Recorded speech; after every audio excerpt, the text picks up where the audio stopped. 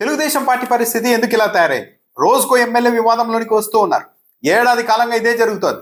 ప్రతిసారి ఏదైనా ఒక తీవ్రమైన అంశం బయటకు వచ్చిన ప్రతిసారి ముఖ్యమంత్రి చంద్రబాబు నాయుడు గారు టెలికాన్ఫరెన్స్ అనడం, రివ్యూ నిర్వహించారనడం, అంతర్గత సమావేశాల్లో అనడం, ఇలా లీక్ వార్తలు రాసుకుంటూ ఎమ్మెల్యేలపైన ఇకపైన చాలా కఠినంగా ఉంటాను, ప్రతి ఒక్కరు క్రమశిక్షణగా ఉండాల్సిందే, ఏమాత్రం పార్టీకి చెడ్డ పేరు తెచ్చినా మీ మీద కఠినమైన చర్యలు ఉంటాయని ముఖ్యమంత్రి హెచ్చరించారు అంటూ లీక్ వార్తలు రాయడమే కానీ ఇప్పటివరకు ఒక్క ఎమ్మెల్యే మీద కూడా చర్యలు తీసుకున్నది లేదు ముఖ్యమంత్రి చంద్రబాబు నాయుడు గారు.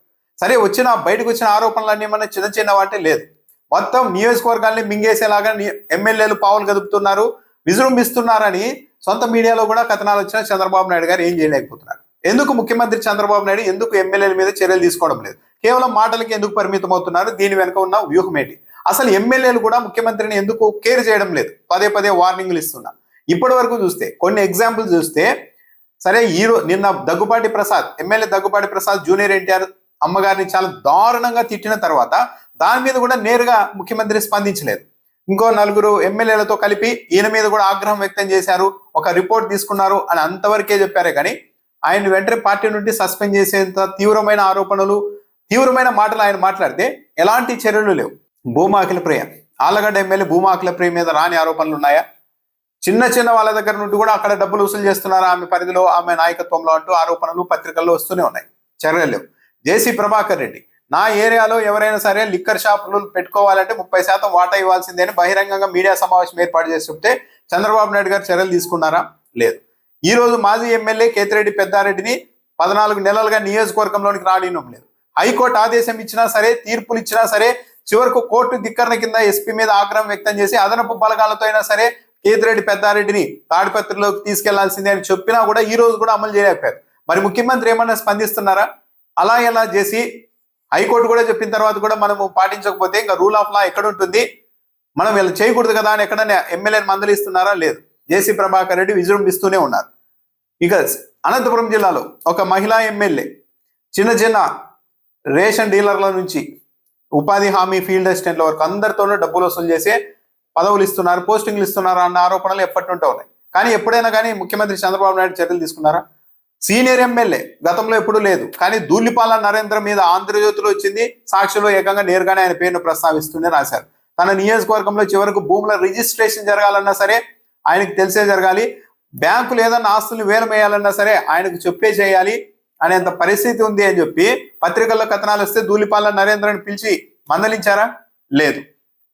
ఒక పార్టీ అధ్యక్షుడిగా కూడా గతంలో పనిచేసిన, ఒక పార్టీకి అధ్యక్షుడిగా పనిచేసిన పక్కనే ఉన్న ఒక సీనియర్ ఎమ్మెల్యే ఒక మిత్రుడిని, ఒక కాంట్రాక్టర్ని పెట్టి మొత్తం నియోజకవర్గంలో అటువైపు వెళ్ళే టిప్పర్ల నుంచి కూడా, లారీల నుండి కూడా, గ్రానైట్ లారీల నుంచి కూడా డబ్బులు వసూలు చేస్తున్నారన్న ఆరోపణలు పత్రికల్లో వచ్చాయి కదా.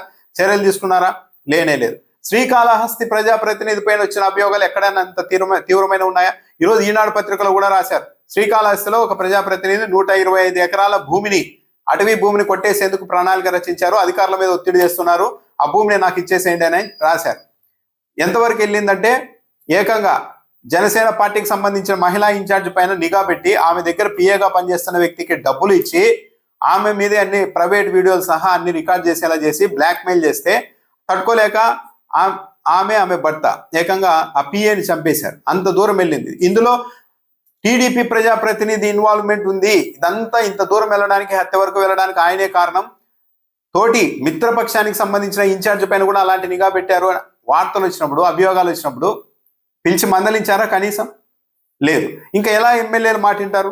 ఒక్కటేంటి, గుంతకల్ ఎమ్మెల్యే జయరాం ఎలా మాట్లాడుతూ ఉంటారు, గుమ్మనూరు జయరాం, ఆయన చేస్తున్న మాటలు అవన్నీ చూస్తే ఎక్కడ మనం ప్రజాస్వామ్యంలో ఉన్నామా లేదా అన్న అనుమానం కూడా కలుగుతుంది. హెచ్చర్లలో బీర్ల ఫ్యాక్టరీ మీద దాడి చేశారు ఒక ఎమ్మెల్యే అనుచరులు. మాకు వాటా ఇవ్వాల్సిందే, మాకు బాటిల్ కింద ఇవ్వాల్సిందే, లేకుంటే మీ సంగతి తెలుస్తామని వెళ్ళి ఆస్తుల మీద దాడి చేశారు. జమ్మలమడుగు ఆదినారాయణ రెడ్డి మీద ఎన్ని ఆరోపణలు రాలేదు? ఆయన ఏకంగా సిమెంట్ ఫ్యాక్టరీని తనకు నచ్చిన వాళ్ళకు కాంట్రాక్ట్ ఇవ్వలేదని, పర్సెంటేజ్ ఇవ్వలేదని చెప్పి మొత్తం బ్లాక్ చేపించాడు. కొద్ది రోజుల పాటు లోపలికి ముడిసరుకు కూడా పోకుండా అని ఈనాడు పత్రికలోని కథనాలు వచ్చాయి కదా. కానీ ఆదినారాయణ రెడ్డిని ఏమైనా మందలించారా? దూరం పెట్టారా? పైగా మన పులివెందుల జెడ్పీటీసీ ఎన్నికల్లో ఆయన సేవల్ని వాడుకొని జమ్మలమడుగు నియోజకవర్గం నుంచి ఒక 2000 మందిని దండయాత్రకు తీసుకొచ్చే పరిస్థితి చేశారు. ఇలా వాడుకున్న తర్వాత ఎమ్మెల్యేలు ఇక చంద్రబాబు నాయుడు కావచ్చు, ముఖ్యమంత్రి కావచ్చు మాటింటారా? భయపడతారా?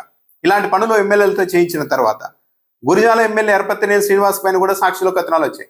స్వయంగా వైసీపీ మాజీ ఎమ్మెల్యే కాసు మహేష్ రెడ్డి ఆరోపణలు చేశారు. తాను అక్కడికి వెళ్తే కార్మికులు చెప్తున్నారు 2 నెలలుగా భవ్య సిమెంట్, చెడ్డీనాడు సిమెంట్ వాళ్ళు ప్యాకెట్ కింద ఒక సిమెంట్ బస్తా కిందని కమిషన్ ఇవ్వలేదని చెప్పి దాదాపు 2 నెలల పాటు ఫ్యాక్టరీని మూసివేయించారని కథనాలు వచ్చాయి.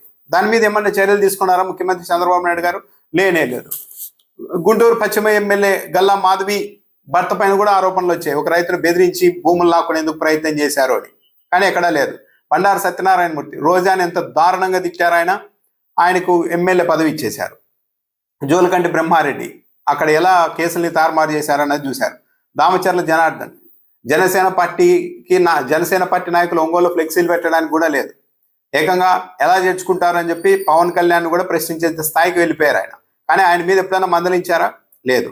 ఆళ్లపాటి రాజా ఒక కాలేజ్ ప్రిన్సిపాల్ని కాలేజీని స్వాధీనం చేసుకోవడానికి ఎలా బెదిరించారో ఈ మధ్యనే అందరూ చూశారు. ఒక కొలిక్పూడి శ్రీనివాస్ విషయంలో మాత్రం చాలా గట్టిగా తెలుగుదేశం పార్టీ నాయకత్వం, తెలుగుదేశం పార్టీ మీడియా స్పందిస్తూ ఉంటుంది. ఎందుకంటే ఆయన ప్రభుత్వానికి ఇబ్బంది కలిగించేలాగా కూడా కొన్ని వ్యాఖ్యలు చేస్తుంటారు. నా నియోజకవర్గంలో బెల్ట్ షాపులు ఎక్కువైపోయాయని, ఇసుక దందాలు ఎక్కువైపోయాయని ఇలాంటివి బయట పెడుతుంటారు. కాబట్టి ఆయన మీద మాత్రం కాస్త సీరియస్గా క్రమశిక్షణ చర్యల వరకు ముందుకెళ్తారు. మిగిలిన వాళ్ళ మీద ఎన్ని ఆరోపణలు వస్తున్నా కూడా లెక్కే చేయడం లేదు. ఇక మంత్రులకు సంబంధించి పేర్లు రాయరు, కానీ ఈనాడు ఆంధ్రజ్యోతి పత్రికల్లో కూడా ఏ శాఖలో ఎంత దారుణంగా జరుగుతుంది, అక్కడ మంత్రుల పిఏలు ఏమేం చేస్తున్నారు, ఆ పేషీల్లో ఏం జరుగుతుంది అన్నది రాస్తూనే ఉన్నారు. ఏ మంత్రి మినహాయింపు కాకుండా రాస్తూనే ఉన్నారు. ఇట్లా ఇన్ని జరుగుతూ ఉంటే ఒక్కరి మీద కూడా చర్యలు తీసుకోలేదు.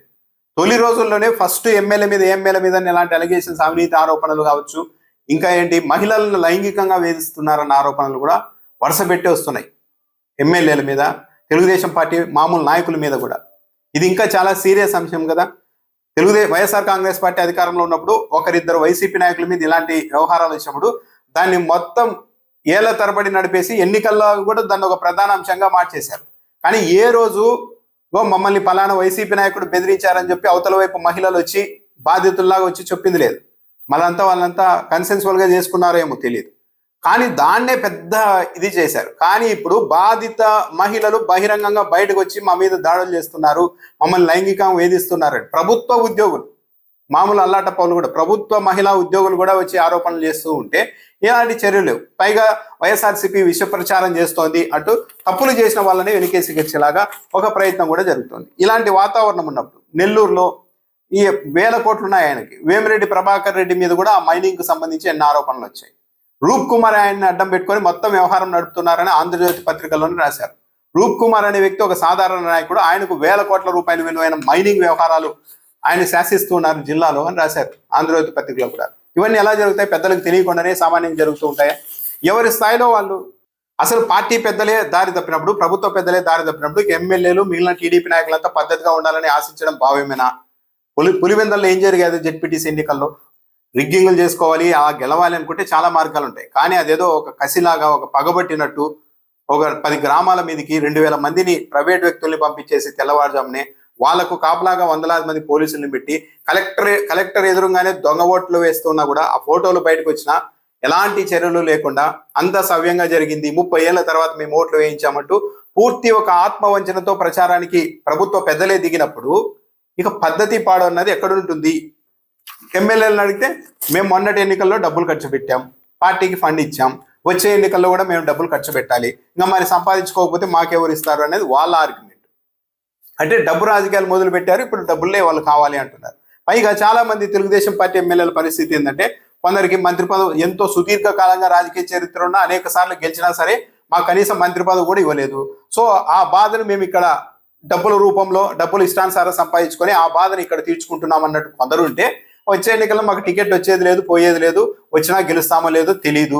అసలు నిజాయితీగా ఉంటే మనం నిజాయితీగా ఉన్నంత మాత్రాన ప్రజలు గెలిపిస్తారన్న గ్యారెంటీ ఏముంది? వైఎస్ఆర్సీపీని చూసాం కదా, మొత్తం ఎమ్మెల్యేలని అందరినీ కట్టడి చేసి క్రమం తప్పకుండా వెల్ఫేర్ స్కీమ్స్ అన్నీ ఇచ్చినప్పటికీ కూడా ఒక ప్రచారాన్ని నమ్మేసి వైసీపీని 11 సీట్లకు పడేశారు కదా. ఇక మాకు మినహాయింపు ఉండదని మేము ఎలా అనుకుంటాం? కాబట్టి దీపం ఉండగానే ఇల్లు చక్కబెట్టుకోవాలి, గెలుస్తామో ఓడతామో భవిష్యత్తు ఎలా ఉంటుందో అవన్నీ తర్వాత. ఫస్ట్ ఇప్పుడు మనం డబ్బులు సంపాదించుకుంటే ఆటోమేటిక్గా టికెట్లు కూడా వస్తాయి డబ్బులు ఉన్నప్పుడు. ఎందుకంటే తెలుగుదేశం పార్టీలో ఈ సాంప్రదాయం ఉంది. చాలా కాలంగా తెలుగుదేశం పార్టీకి దశాబ్దాలుగా సేవలు చేస్తున్న వాళ్ళు, పబ్లిక్లో ఆయా నియోజకవర్గాల్లో 10,000, 20,000, 30,000 ఓట్ల వరకు సొంత బలం ఉన్న వాళ్ళని కూడా మొన్నటి ఎన్నికల్లో డబ్బు లేవన్న కారణంగా పక్కన పెట్టారు. డబ్బులు ఉన్న వాళ్ళని తీసుకొని వచ్చి అర్ధరాత్రి హఠాత్తుగా టికెట్లు ఇచ్చేశారు. ఆ ప్రాక్టీస్ చూసిన తర్వాత ఇక మామూలుగా సాంప్రదాయ తెలుగుదేశం పార్టీ నాయకుల్లో కూడా ఓకే, డబ్బులు ఉంటే టికెట్ అనేది ఇస్తారు మనకి, డబ్బులు లేకపోతే మనం ఎంత పద్ధతిగా ఉన్నా, ఎంత మంచిగా ఉన్నా, ఎంత ఇన్ఫ్లుయెన్స్ ఉన్నా కూడా అదే పరిగణలోనికి తీసుకునేలా లేదు నాయకత్వం. పైగా చంద్రబాబు నాయుడు గారే స్వయంగా ఇది పొలిటికల్ గవర్నెన్స్ అని పదే పదే చెప్తున్నారు. ఇది కదా చాలా తీవ్రమైన ప్రమాదకరమైన అంశం. అంటే ప్రభుత్వంలోనికి రాజకీయాన్ని చొప్పించిందే చంద్రబాబు నాయుడు గారు. తెలుగుదేశం పార్టీ కార్యకర్తలు కండువాలు వేసుకొని వస్తారు అధికారిక కార్యక్రమాలకి, ఎవరు అడ్డుకోవడానికి వీలు లేదని కుప్పంలో బహిరంగంగా అధికారులకు వార్నింగ్ ఇచ్చారు. అలా ఎవరైనా అడ్డుకుంటే మేము ఊరుకోము, ఎందుకంటే సూపర్ 6 ప్రజల్లోనికి వెళ్ళి నమ్మించి ఓట్లు వేయించిందే మా కార్యకర్తలు, వాళ్ళే రేపు పొద్దున మళ్ళీ ప్రజల దగ్గరికి వెళ్లాల్సి ఉంటుంది, కాబట్టి వాళ్ళు కండువాలు వేసుకొని వస్తారు, మీరు పని చేయాల్సిందే అన్నారు. అచ్చెన్నాయుడు ఏమన్నారు, మీరు పసుపు బిల్లు పెట్టుకొని వెళ్ళండి, ఎవడని పని చేయకుంటే అధికార సంగతి తేలుస్తాం, కాఫీ టీ ఇచ్చి మరి మీకు పనులు చేయాలంటారు. అంటే మొత్తం వ్యవస్థలోనికి ఒక రాజకీయాన్ని, ప్రైవేట్ వ్యక్తుల్ని చొప్పించిందే ముఖ్యమంత్రి చంద్రబాబు నాయుడు గారు. ఇప్పుడు దాని పర్యవసానాలు ఈ విధంగా ఉంటున్నాయి. ఎవరిని కేర్ చేసే పరిస్థితి లేదు. ముఖ్యమంత్రి చెబితే బెదిరించినంత మాత్రాన, హెచ్చరించినంత మాత్రాన కూడా ఇప్పుడు కొందరు ఎమ్మెల్యేలు మాట వినే పరిస్థితి కూడా లేదు. అంటే అవుట్ ఆఫ్ కంట్రోల్. అంటే ఇనిషియేట్ చేసిందే రాంగ్ రూట్ లో ఇనిషియేట్ చేశారు. మొత్తం పొలిటికల్ గవర్నెన్స్ అని మీరు సంపాదించుకోవచ్చు అన్నట్టుగా ఇండైరెక్ట్ గా సిగ్నల్స్ ఇచ్చేశారు. ఇప్పుడు అది చాలా దూరం వెళ్ళిపోయింది. మళ్ళీ మొత్తం సెటరైట్ చేయడానికి కింద మీద పడాల్సిన పరిస్థితి వస్తుంది. అయినా కూడా సెటరైట్ అవుతుందన్న గ్యారెంటీ లేదు.